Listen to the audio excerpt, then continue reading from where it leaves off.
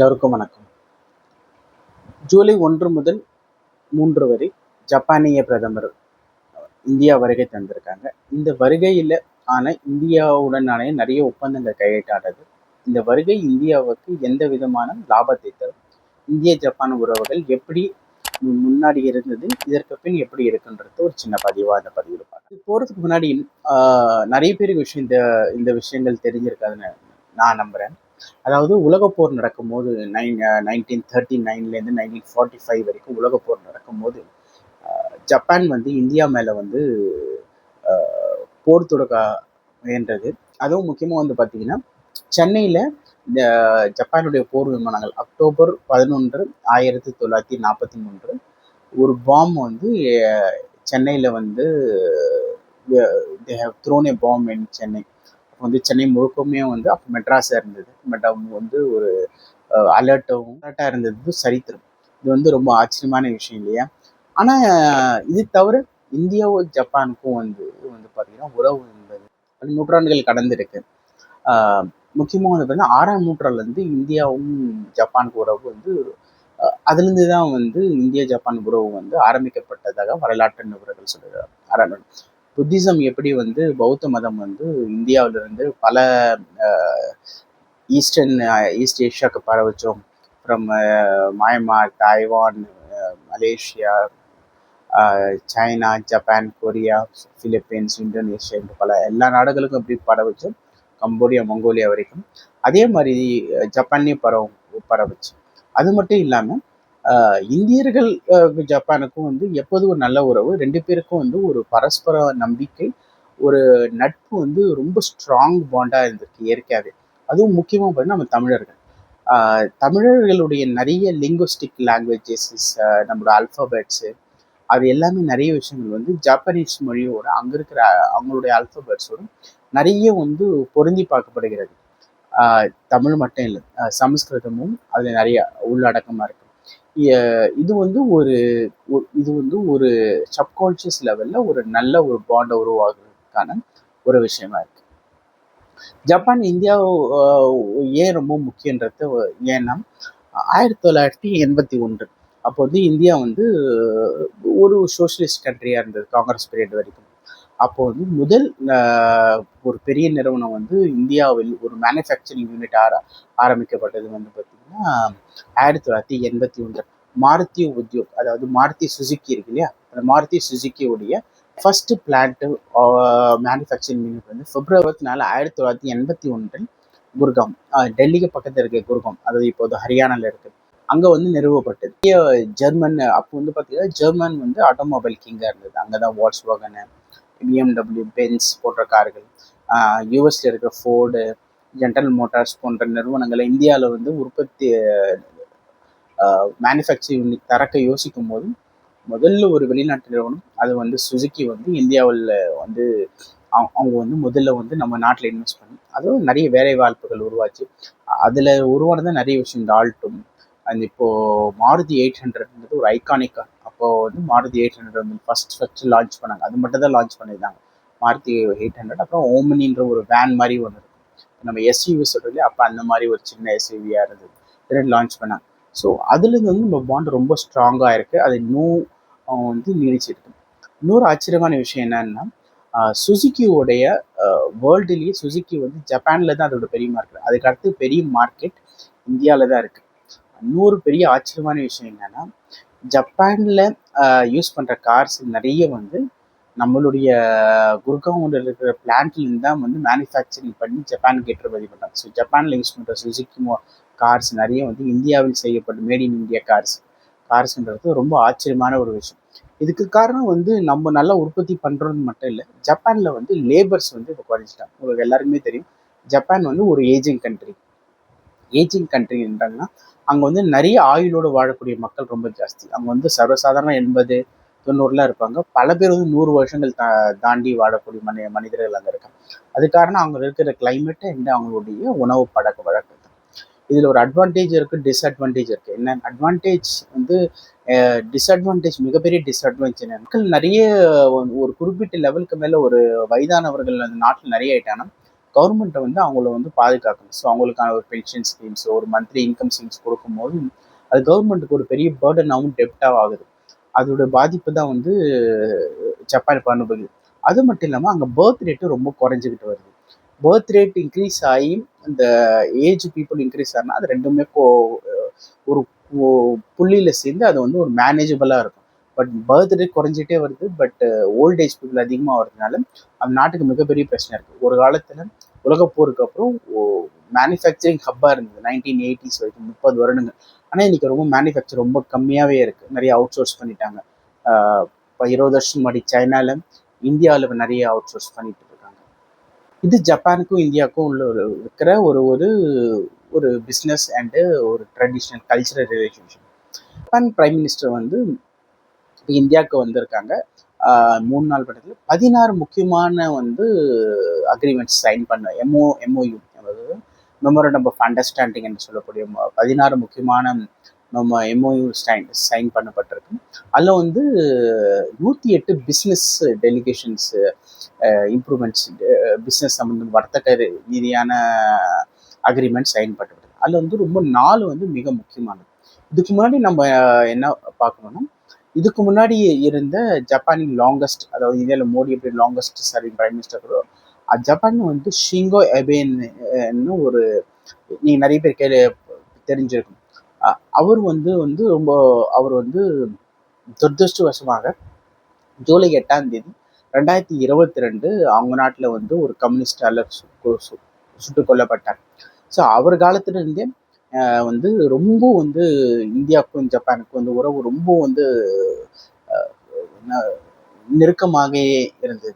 இதுக்கு ஒரு முக்கியமான உதாரணம் வந்து பார்த்தீங்கன்னா 2007 வந்து பார்த்தீங்கன்னா இந்தியா, ஜப்பான், அமெரிக்கா, ஆஸ்திரேலியா இந்த நாடுகள்லாம் சேர்ந்து ஸ்குவாட், அது குவாட்ரேட்டரல் ஸ்ட்ராட்டஜிக் டைலாக்ன்ற ஒரு அமைப்பு ஆரம்பித்தாங்க. அது வந்து வந்து ஒரு பிஸ்னஸ் ஒரு பிஸ்னஸ் சம்மந்தப்பட்டதாக சொல்லப்பட்டாலும் அது வந்து ஒரு மிலிட்ரி அலை. இந்த மிலிட்ரி அலை எதுக்கு பயன்படுத்துறதுன்னா, சைனாவுடைய நேவல் த்ரெட், சைனாவோட டாமினேஷன் இந்த ஏஷியன் அண்ட் இந்த ஈஸ்ட் ஏஷியாவில் குறைக்கிறதுக்காக உருவாக்கப்பட்டது.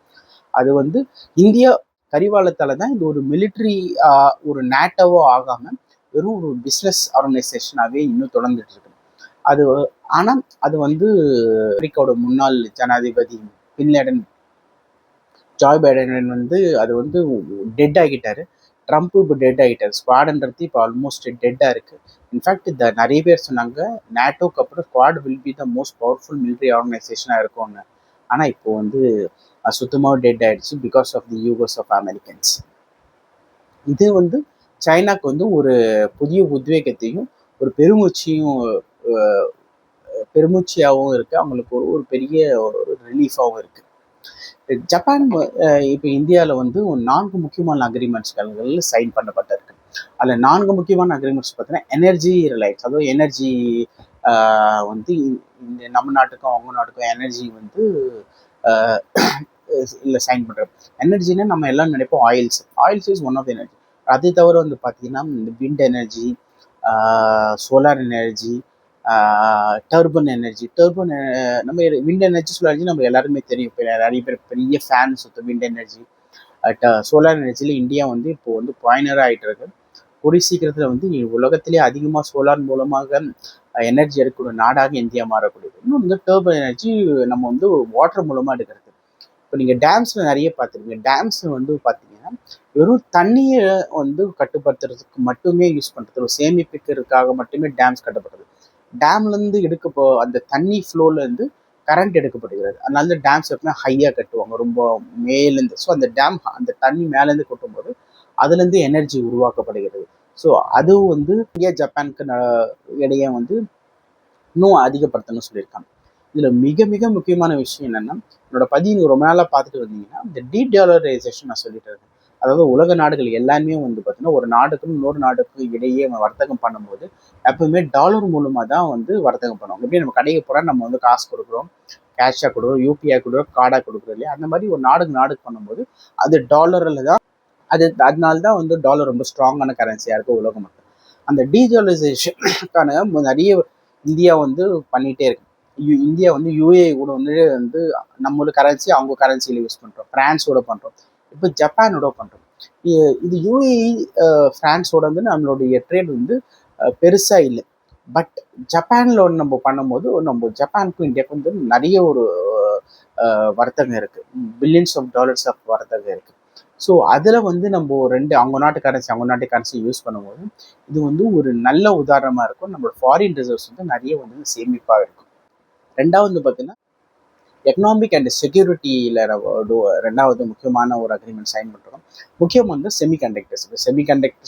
செமிகண்டக்டர்ஸ் தான் இப்போ ஏஐ வந்து டெக்னாலஜியில் வந்து எவ்வளோ வந்து இப்போது மேலாக இருக்கும். அதே மாதிரி செமிகண்டக்டர்ஸ் மூலமாக தான் நீங்கள் உலகமே எழுதும். நம்ம யூஸ் பண்ணுற ஃபோன்லேருந்து நம்ம யூஸ் பண்ணுற 2 வீலர் 4 வீலர்லேருந்து எல்லாமே வந்து செமிகண்டக்டர் தான். ஸோ அதில் வந்து இந்தியாவுக்கும் ஜப்பானுக்கு இடையிலே வந்து ஒரு டீல்ஸ் இருக்கும். இது ஒரு நல்ல விஷயம். ஜப்பானீஸ் ஏன்னா ஜப்பான் வந்து ஒரு எலக்ட்ரானிக் ஹப், ஒரு எலக்ட்ரானிக் சூப்பர் பவர். இப்போ சாம்சங் வர்றதுக்கு முன்னாடி பார்த்தீங்கன்னா Sony was the Mitsubishi, Sony போன்ற நிறுவனங்கள் வந்து எலக்ட்ரானிக்ஸில் தேவேர் டாமினேட்டிங். வேர்ல்பூல் நீங்கள் கேள்விப்பட்டிருப்பீங்க. ஹையர் ஒரு ஏசி கம்பெனி, நிறைய ஜாப்பனீஸ் கம்பெனி எலக்ட்ரானிக்ஸில் they are finer and world leading manufacturing and ரொம்ப பெரிய கம்பெனிஸ். ஸோ அவங்களுக்கு சிப்ஸ் வந்து நம்ம இந்தியாவிலேருந்து தயாரிக்கப்படும். அதுக்கான வேலைகள் நடந்துருக்கு. நீங்கள் குஜராத்தில் தொலேரான்னு ஒரு இடம் இருக்கும். அங்கே வந்து மிகப்பெரிய டாட்டா வந்து ஒரு செமிகண்டக்டர் ஃபேக்ட்ரியை வந்து தந்துட்டு இருக்காங்க. In fact one of the biggest in the வேர்ல்டுன்னு சொல்கிறாங்க. இருக்கிறது அசாமில் வந்து டாட்டா வந்து அந்த செமிகண்டக்டர் ஃபேக்ட்ரி ஆப்ரேஷனில் இருக்கு. ரெண்டாவது வந்து குஜராத்தில் பண்ணிட்டு இருக்காங்க. சில பேர் சொல்லலாம், ஏன் சார் இதுமாதிரி பிஜேபி ரூல் ஸ்டேட்லேயே வந்து பண்ணுறாங்க, அசாம் பிஜேபி குஜராத் பிஜேபிலே இருந்தால் யாருமே வந்து பிஸ்னஸ்மேன் வந்து அவங்க வந்து எங்கே வந்து பெஸ்ட் டீலாக இருக்கோ அங்கே தான் ஓப்பன் பண்ணுவாங்க. ஸோ நான் பிஜேபி ரூல் ஸ்டேட்ஸில் நீங்கள் வந்து ஒரு நல்ல ஆஃபரோ கொடுத்தாங்கன்னா கண்டிப்பாக அவங்களும் வந்து உங்கள் ஸ்டேட்டில் இன்வெஸ்ட் பண்ணுவாங்க. அந்த ஆஃபர் நீங்கள் கொடுக்காத போது மற்ற பிஸ்னஸ்காரங்க வந்து there invest billions of dollars. In fact வந்து பார்த்தீங்கன்னா டாட்டா வந்து 1,00,000 கோடி, கிட்டத்தட்ட $12 பில்லியன் வந்து இன்வெஸ்ட் பண்ணுறதா சொல்லியிருக்காங்க அந்த ஒரே ஒரு ஃபேக்ட்ரிக்கு, மேனுஃபேக்சரிங் யூனிட்டுக்கு. ஸோ அப்போ தெரிஞ்சுக்கலாம் வந்து இது எவ்வளோ முக்கியமானது. இது வந்து ஒரு நல்ல டீல். ரெண்டாவது டீல். தேர்டு வந்து பார்த்தீங்கன்னா இந்தோ பசிபிக் ஸ்ட்ராட்டஜி. எஸ்பெஷலி வந்து இந்தியாவுக்கும் ஜப்பானுக்கும் வந்து கூடிய அந்த ட்ரேடு மூலமாக வந்து பார்த்தீங்கன்னா சி ரூட்டில் போகும். ஸோ இந்த சி ரூட்டுக்கு வந்து ஒரு பாதுகாப்பாக இருக்கணுன்றதுக்காக ஒரு விஷயங்கள் சைன் பண்ணிருக்கலாம். அதாவது இந்தியன் வாட்டர்ஸ் இருக்கும்போது India will take care of Japan ships. அதே மாதிரி ஜாப்பனீஸ் வாட்டர்லையும் அதை சுற்றி இருக்கிற போது they will take care of our containers and ships. இது ஒரு நல்ல விஷயம். நான்காவது பார்த்தீங்கன்னா டிப்ளமேட்டிக் மைல்ஸ்டோன்.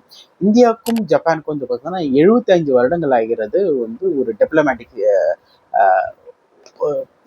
டிப்ளமேட்டிக் ரிலேஷன்ஷிப்னா ஒன்று என்னன்னா, ஒரு நாடு இன்னொரு நாடு அங்கீகரிக்கப்பட்டு 2 நாடு அங்கீகரிக்கப்பட்டு அந்த நாடுகளில் அவங்களுடைய தூதரகம் எம்பசியை ஓப்பன் பண்ணுறது. அது ஓப்பன் பண்ணாதான் 2 நாடுகளுமே வந்து 2 நாடை அங்கீகரிக்கிறோம்னு அர்த்தம்.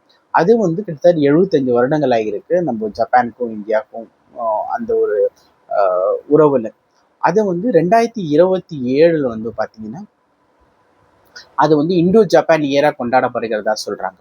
ஸோ ஜப்பானுடைய பிரைம் மினிஸ்டர் இந்தியாவில் வந்து முக்கியமான சைன் பண்ணது. இன்ஃபேக்ட் வந்து India has sign deal with every other country. யூரோப்பில் சைன் பண்ணிட்டாங்க. மோஸ்ட் அதர் ரஷ்யா கூட நம்ம சைன்ஸ் இருக்குது.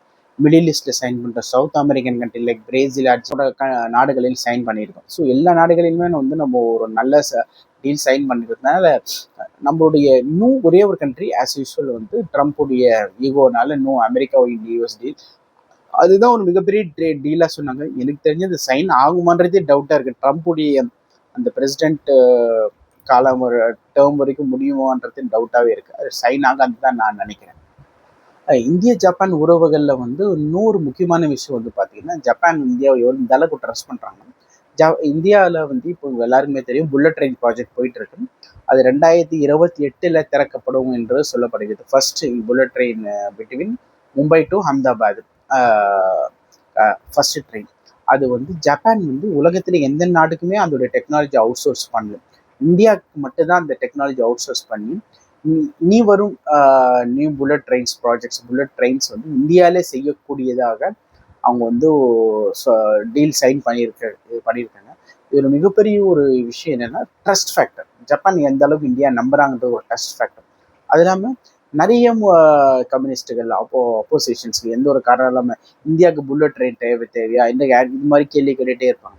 சி இந்த இந்த ப்ராஜெக்ட் மோடி அவர்கள் எவ்வளோ சாதுரியமா எடுத்திருக்காருன்னா, இந்த ப்ராஜெக்ட் வந்து கிட்டத்தட்ட 10 லட்சம் கோடி வந்து செலவாகுது. 10 லட்சம் கோடி இந்தியா பண்ணலாம், இந்தியாவில் முடியாதுன்னு இல்லை. ஆனால் இந்தியா வந்து ஜப்பான் கிட்ட லோன் வாங்கி பண்ணியிருக்க அவசியமா இருக்கிறாங்க.